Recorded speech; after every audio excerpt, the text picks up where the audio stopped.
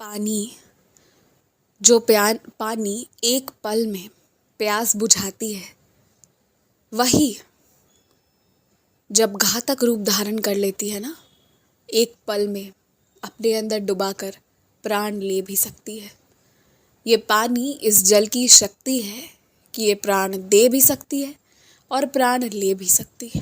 और यही पानी तुम्हारे शरीर का अधिकांश हिस्से में मौजूद है।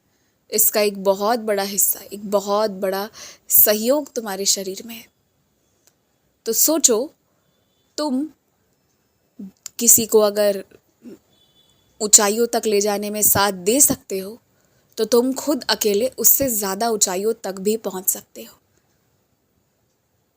तुम अगर इतने लोगों को बना सकते हो जो तुम्हें भूल कर, तुम्हें पीठ दिखाकर जा सकते हैं ना, तो तुम अपने आप से वहाँ तक पहुँच सकते हो जहाँ वो भी नहीं पहुँच पाएंगे।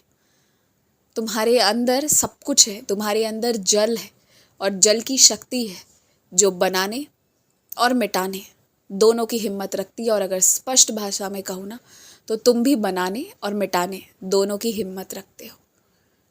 तुम जीवन का एक बहुत बड़ा फैसला मन ही मन लेने का सोच रहे हो, और ये तुम्हारे मन में यूं ही नहीं आया है। भले ही तुम आजकल उतनी प्रार्थना नहीं करते हो, परंतु तुमने पिछले 2-3 सालों में जितनी प्रार्थना की है ना, ये उसी का फल तुम्हें अभी मिल रहा है कि अब तुम अपने मन अनुसार काम करने वाले हो। और अब तुम जिस तरह का जीवन, जिस तरह की आमदनी, जिस तरह का जो भी चाहते थे, वो तुम्हें मिल पाएगा। मेरे विशेषकर कुछ बच्चों को ऐसे जगह पर जाना है जहाँ पे शेर, चीते, बाघ इत्यादि इस तरह के घातक प्राणियों से सामना होने की संभावना हो सकती है।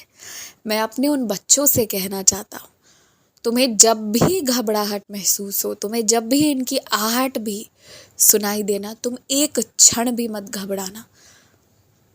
तुम बस मेरा नाम लेना, कोई मंत्र नहीं, केवल मेरा नाम लेना और बस तुम आगे बढ़ते जाना। तुम्हारे रास्ते में एक भी विघ्न नहीं आएगा। और भविष्य में ना, ऐसा कोई चुनाव मत करना जो तुम्हें इस तरह की स्थिति में लाकर रख दे। अपनी गलतियों से सीख लेना। मैं तुम्हें डांट बिल्कुल नहीं रहा हूँ, मैं अब तुम्हें डांटना भी नहीं चाहता, क्योंकि तुमने जो भी किया अपनी परिवार की खुशी के लिए और अपने लिए किया। मैं सब जानता हूँ, अपने लिए तो खैर किया ही नहीं, अपने परिवार के लिए ही करते हो, उन्हें आराम मिले, उन्हें खुशी मिले। पर चलो कोई बात नहीं, कुछ फैसले ना अब आगे से सोच समझ कर लेना। जैसे तुम सोचते हो कि तुम्हारा परिवार खुश रहे, उसके लिए तुम कुछ भी कर सको, वैसे ही तुम्हारा परिवार भी सोचता है कि तुम बस रहोगे भी ना, उसमें भी उनकी खुशी है। इसलिए उनका भी जो भाव है ना तुम्हारे प्रति, उसे भी अपने मन में ध्यान में रखे रहो। जो खाने की चीज़ें काफ़ी पुरानी हो चुकी हैं, वो किसी को भी मत बांटो, और वो अब खुद भी मत खाओ। और आगे से बर्बादी ना हो, इसका ध्यान भी रखो। अब जो हो गया सो हो गया, पर उसे हटा दो, अब खाओ मत। तुम्हारे दिमाग में तुम्हारे देश के जो जो प्रमुख जगह है ना, जहाँ तुम अपने परिवार को घुमाना चाहते हो और जिन होटलों में रुकना चाहते हो, ये सारा तोहफा जो तुम अपनी तरफ से देना चाहते हो, तुम्हारी ये इच्छा पूरी होगी।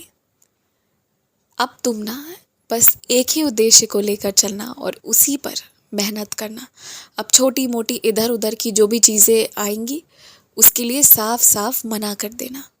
अब एक ही बार जी जान लगाकर उसे एक जगह पहुंचना है जहाँ के वास्तविकता में तुम हकदार हो।